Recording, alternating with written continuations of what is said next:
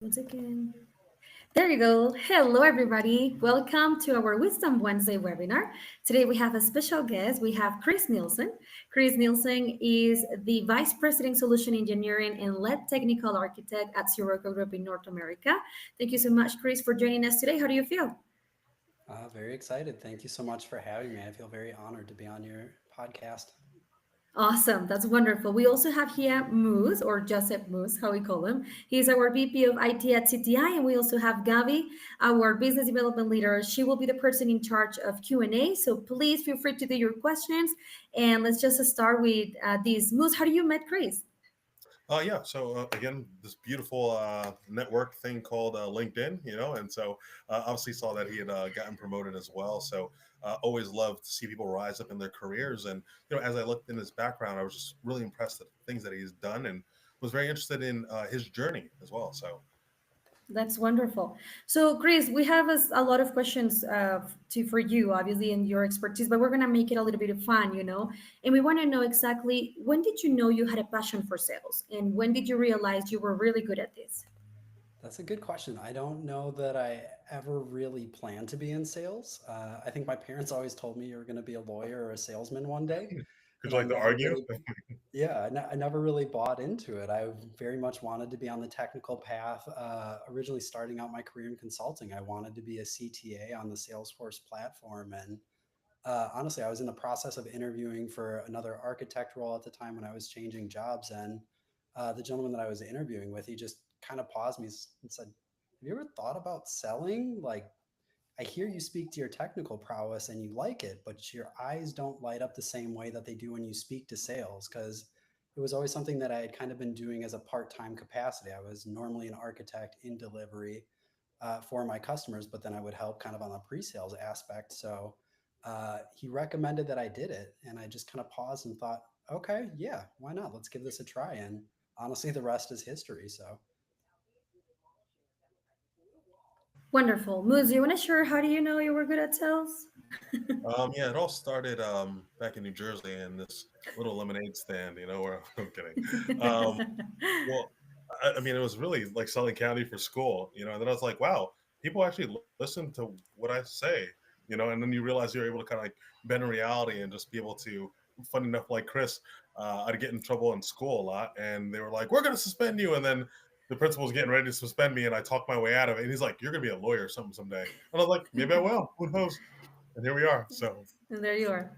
Chris, what are some values that you think make a big difference for a great sales leader like you? good questions. I think there's a couple different factors, right? Transparency is the biggest one. I made the switch into from delivery into sales just due to transparency. I wanted my customers to know that what we're proposing is feasible. What we want to do with them is actually doable. It's not a bait and switch. It's not, oh, don't worry about it. We'll cover the 80% later. So I think transparency is a huge one. The other piece that I like is just understanding who's in the room, right? You are not always the smartest person. You need to listen to those around you. Working through the team is a much, much better way of having success than trying to be a one man show because technology is a great example, right? It changes every day. You cannot keep up on everything. So, learning to trust your team and have good relationships with them helps drive success. But also, I think part of it too is being open to feedback, right? There are things that I know that I think we should proceed down or take this particular path, but having conversations with my different team members, it's, hey, have you looked at option A or option B or option C? And being able to remove ego, I think, is a big part in what we do in order to drive overall success. That's true. Moose, you have another value in mind that you think it's important for a sales leader or yeah, that as well as kind of piggybacking on what he mentioned, right? In regards to transparency, but then also the fact that he mentioned the fact that his team is open to be able to Mhm. share things, with him. That comes from a leader being able to create an atmosphere where people feel safe enough to actually voice that, and they don't feel like their job is on the line. And it's like, what'd you say, Barbara? Well, it's your last day. So Yeah. I think that's huge. But then, at least for me, what I've seen from the time I've been in the military to times that I've been in corporate America is being able to get in the trenches with people, and not just kind of yell from the top, but also lead from the front, Right. and not just because of from title, but because of your work ethic, and so people I think respect and are willing to follow you more when they realize that you've done it too. You've been through the trenches. You didn't just get in this position because you were a relative of the owner. So I think that goes a long way. That's true. Chris, now you are an expert on Salesforce, right? Like big expert. Why Salesforce? Why this platform and how to differentiate it from other sales platforms? Excellent question. So I think part one is understanding really the goal, right? What are you trying to accomplish long term? That is going to help you select the correct platform because there are certain sales platforms that are really just that it's sales.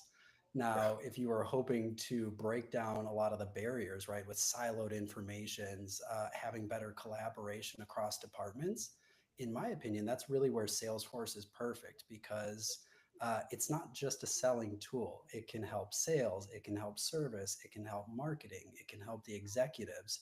They really have something for everyone. And the other piece of that too is all of the different systems or clouds or accessories play nicely with each other. So you don't always have to worry about, great, I've stood up this awesome new tool that my single department uses. No one can access the information, nothing can be shared. Everything can be aggregated and then used to drive better metrics, better automation, better personalizations to our market. So I think it's understanding, do you need a short-term quick win or do you need a long-term solution that you can scale and grow into? That's really how I like to position things for folks. Did it Awesome. also, do you want to go, Moose? No, I was No? just going to say that this message was brought to you by Salesforce. I'm kidding. Yeah, please. So I was going to say, Salesforce is continually changing, and adding some features and everything. How do you think about the new features that they are adding in terms of AI and Salesforce implementation? Honestly, I think it's going to help make life so much easier for a lot of folks. Kind of across my time between sales, between delivery, I think kind of regardless of industry, the goals and the wants and the needs are always the same. It's how can I do more with less, right? Everyone is constrained, so we need to be efficient in the way that we move and operate. So seeing things like AI and different automation tools, it really helps empower the end user to be more efficient in their day to day. So then we can start addressing not only greater performance, but also balancing mental health, right? You don't need to be at your desk 12 hours a day to do remedial tasks if a system can help optimize and automate it for you. Yes, that's a That's great add-on because I used to use Salesforce before, my previous job, and it was a little bit of a pain. And then I saw these new features, and I'm like, oh well, that's awesome. So yes, Moose, you were going to say something? Yeah, just in regards to that, last night I was at a meetup event out here in Miami, and Hmm. one of the topics that were covered was the fear that people have, right? Because even on LinkedIn, I saw some guy, he had it under his title. He's like automating myself out of a job, and so it's like there's certain things that you can fight, but certain things that you shouldn't, right? Like if the wind is blowing, it's like create a sail and let it like propel you forward. I was like, otherwise, unfortunately, you might get crushed, right? And so to your point of being able to use it to leverage yourself and multiply yourself so that it's doing the tasks that you necessarily don't want to do, you know, it's not going anywhere. So you might as well learn how to ride the wave. The other piece, kind of in that vein, Moose, is even if automations, AI, other features and functionality kind of replace certain aspects of a role, it's also automatically creating new roles. Mm. And in my opinion, that's part of the beauty of the Salesforce platform, right? They don't teach Salesforce in school, but yet we have such a vast ecosystem. So everyone from every walk of life can Yeah. pick up Salesforce and use it and be effective. I myself went to school for finance. I'm not a Yeah. developer, but I can build on the Salesforce. I can build comfortably and feel empowered that what I'm doing is accurate, effective, and powerful. Hmm. And really, anyone can do that. So that's secretly one of my favorite things about the platform is it's meant for everyone. And That's that's so totally powerful true. because Mhm. I think it really does come to the mindset, right, and the perspective of it. Because you're like, oh, it's the enemy; they're trying to get rid of us, or it's the fact of like, hey, listen, like you said, let me get ahead of the wave and see how I can utilize this, so I can be the go-to person for this in this department. So yeah, Yeah. Yeah, no, and I love what you said, Chris. It's true. It's a platform that everybody can use. So schools and education should let. I'm just kidding, but yeah, maybe. All right, YouTube Chris. What University. are what are some green and red flags that you think it can happen while hiring on your industry?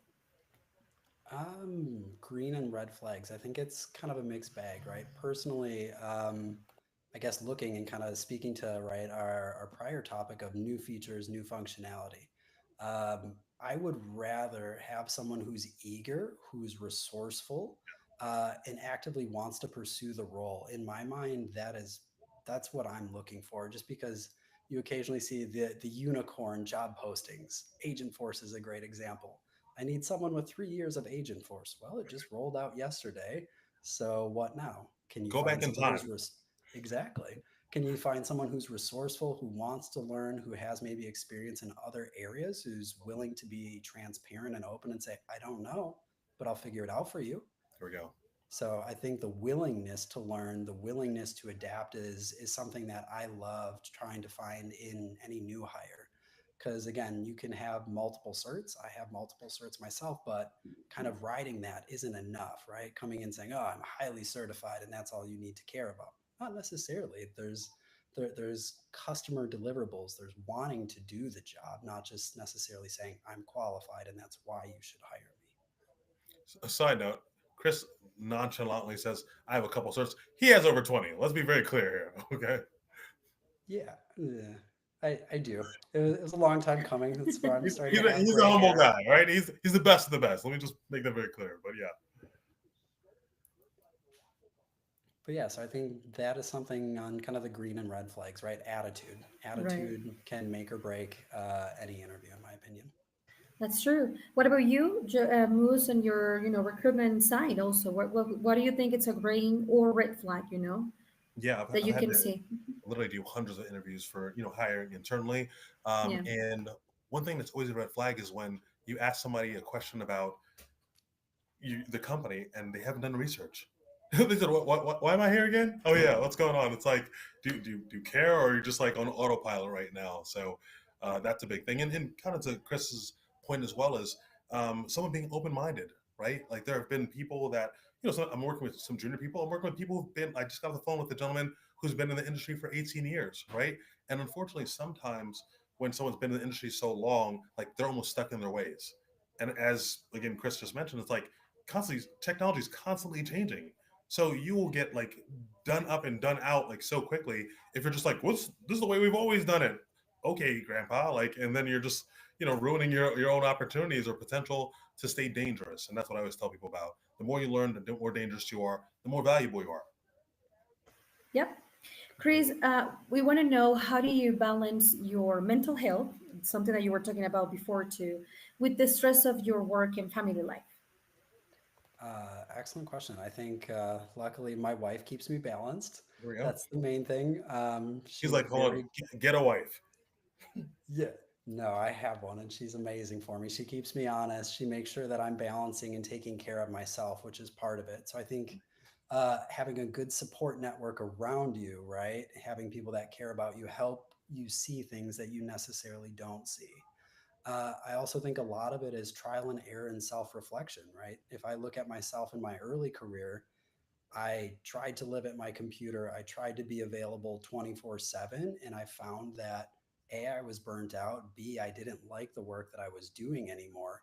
So it's important to look back on other roles that you've had, other experiences, and what led you to either leave it or stop liking it. Because again, you can always change, you can pivot, but you need to be honest with yourself and look and say, okay, this is why things didn't go well. Maybe I need to try something new this time. Yeah. So part of it is just continual reflection and then trying something new. It's okay if it doesn't work. You can fail. You'll learn tons from it and you'll Yeah. know what not to do next time. That's wonderful. Moose, do you want to add something Yeah. I mean, about? especially to your last point, like that's so important is being able to try new things. Obviously, I'm in the position in the career of helping people, look at new companies and possibly new technologies and career shifts as well. And again, if you're not happy, it's like you might need to try something new. And just because you fail at something doesn't make you a failure, right? It's only when you stop. And so I always say like, hey, go for it, swing. Side note, great movie, Yes Man by Jim Carrey, uh, is a wonderful one, but it plays a lot into this in regards to being open to the things of life and seeing where life kind of takes you. Another quick thing, at least for me with mental health, is making sure that you have your hobbies established, right? Because life's not just about work. Like my father always said, he's like, all work and no play makes Johnny a dull boy, and all play and no work makes Johnny a dull boy. So it really is about balance. And if you're not doing the things that you like that make you feel like you, then you can unfortunately lose yourself. Well said. Yep, well said. That's true. Now, Chris, what thing about sales you know now that you wish you knew then? Hmm. Honestly, I think everything that you learn as a kid and through youth, all of your skills can be applied to sales, right? Yeah. Even something as simple as building a friendship, building a relationship with someone, speaking with them, how you engage with them, Yeah. the things that you learn from an early age are all, in theory, kind of brought with you into selling, right? How do I engage with people? How do I treat them? Yeah. If you're talking down, you're being rude, you're being dismissive, nobody wants to work with you. So even just looking back to kind of like early teachings, right? Treat people as you like to be treated. I think that's Everything. something that resonates way more than you ever would have expected. Yeah. And there's always kind of the, oh, it's a professional setting, it's different. It's really not.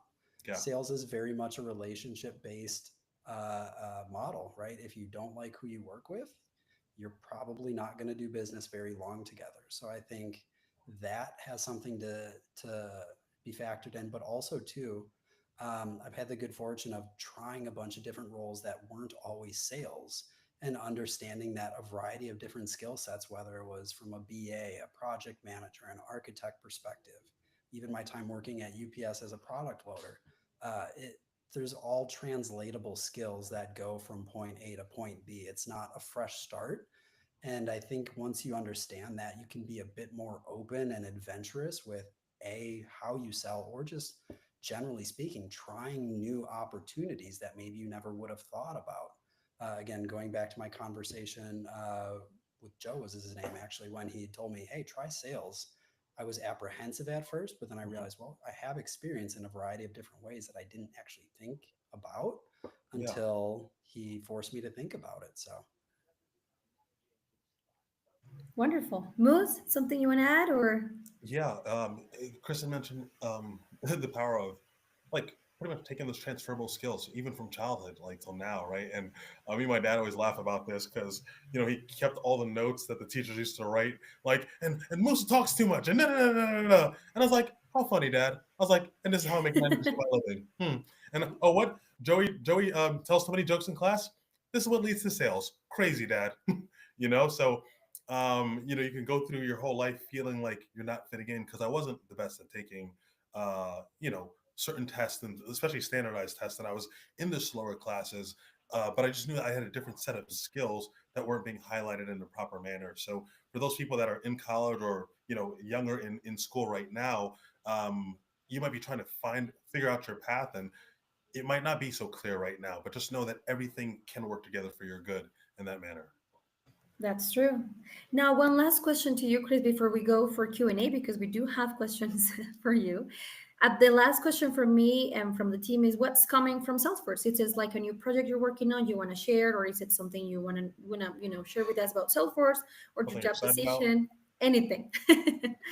Um, the big items, right? Agent Force is top of mind for everyone. So at the Soroku Group, we have a couple different product offerings that we're trying to push in regards to Agent Force and how we think that can help a lot of people. So if there are folks who are curious to learn more about Agent Force, Data Cloud, please don't hesitate to reach out. But that's honestly one of the biggest, most exciting things that I'm looking forward to for the rest of 2024 and early 2025. That's wonderful. And I'm going to share with the team and the rest of the people and all our people that are looking at from the different channels live streaming your LinkedIn at Sirocco group page. Okay. Gabby, so let's go ahead with questions. We Okay. have questions. Now I love this conversation because I'm in sales, so I identify with all what you have said. So, okay, we have some questions over here. The first one is, do you have a book that changed your life in sales or as a leader that you would recommend? Excellent question. So I think one of my favorites would be The Book of Five Rings by Miyamoto Musashi. Reason being is it's really just about strategy, right? Not necessarily throughout business, but that is one of the lenses, but also in your personal life, right? You you should definitely apply the same level of strategic focus that you do in your day to day for again your career, your work, but also internally. If you can do that, you'll be surprised by kind of what you find as well as the balance that it brings. So I definitely recommend that to anyone. I will read it. Sure. And next one. What are the biggest challenges you see clients face when integrating Salesforce into existing systems? I would say the biggest hurdle to overcome is really understanding what you need to be or what you need to do to be successful day one, right? And then where you want to go long term. So when you're initially going into kind of a cycle, it's we want to bring in Salesforce. Here's what we want. Okay, perfect. What about kind of the ancillary items that surround it? How is your data working? What integrations do you need? Uh, but more importantly, how does it tie back to processes, right? Because we're so heavily focused around data, there's a lot of other items that tend to fall by the wayside. So once you're kind of understanding, okay, here's where we're going with Salesforce, now we understand all the legwork that needs to happen in order for it to be successful. And then the other half of the coin is okay, once we've launched, what then? Who's going to own it? Who's going to maintain it? Who's going to drive continuous improvement on the platform? And I think customers that kind of have the before and after understood and are open to planning for it, those folks will see the most benefit and value out of the Salesforce platform. That's very true and interesting. And sorry, Muse, I forgot this. I know you have a book to recommend us. It's okay. Whatever. Whatever. No, really, I know that you have one, so tell us, please. Yeah, that would absolutely be Robert Greene's 48 Laws of Power. Just because I feel that life is all about forces, right? And you need to know when to be able to push, and you need to know when and who and where to be able to pull that power back from, right? And also be able to learn how to synergize your power with other people as well throughout life. So again, back to Chris's point, it really is about how you quote unquote play with people, all the way from childhood till now as adults. Okay, thank you, Muse, for your recommendation. I will read it too. A next question from Josh. What advice will you give to companies looking to future-proof their technical infrastructure? Two things. I would definitely say when you're looking at your solutions, buy something that's flexible and scalable because you have kind of your out of the box solutions for a lot of items where it only does feature A, no more, no less. Whereas, how do you future proof, right? You would want something flexible, something scalable, something customizable that you can continue to build on, refine, and modify. I think that's something that you understand, or if you can understand, will help with your future proofing needs. But also, kind of in that same vein, having a retirement strategy for different products is very normal, right? 15, 20 years from now, that same ERP system you had that did features A, B, and C might not be applicable. Same thing with marketing, right? The landscape is ever changing. And I think being able to understand that and know that there has to be certain upgrades is helpful. But also, if you choose wisely, you're minimizing the amount of upgrades that are required while still having current functionality that still helps drive value for the end users. Thank you, Chris. It's very insightful. And our last question, and I love it. Can you give us some tips on how not to get frustrated in sales, please? Say that for me one more time. Can you give us some tips on how not to get frustrated in sales? How not to get frustrated in sales. Yeah. Oof. Or do Cold you just beer have is a always punching bag helpful. in another room that you just let it all out of? Yep, a nice screen pillow, maybe a cold beer. But I honestly think realistic timelines, right? realistic timelines, realistic expectations. If you can understand that, it helps with a lot of things because what is compelling for you, your end of quarter, your end of year goals, is not the same thing occasionally that you're dealing with prospects and customers. So being cognizant of that, there's a lot less frustration. Also, when you look at, again, maybe personality clashes, well, so and so's maybe rude or crabby on the call, or they're guarded. Well, why? Did they get burned by a vendor in the past? Were things not successful to the point where they got in trouble? There was a bad taste in their mouth. I think being able to put yourself in their shoes is also helpful because you understand why they're coming from and why they're doing what they're doing. So realistic timeframes, realistic expectations, and then understanding who your audience is and really why they're speaking with you and what's in it for them is also helpful. Moose, any advice from you? Yes, yeah, that's it. Um, Besides flipping over tables, I would honestly say, you know, that's a really good one.